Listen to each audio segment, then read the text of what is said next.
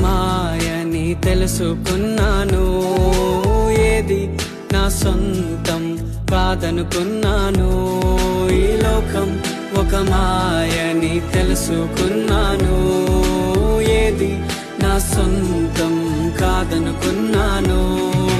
తప్పిపోయిన కుమారుని నేనైతే నా కొరకై నిరీక్షించే తండ్రి నా యేసు. తప్పిపోయిన కుమారుని నేనైతే నా కొరకై నిరీక్షించే తండ్రి నా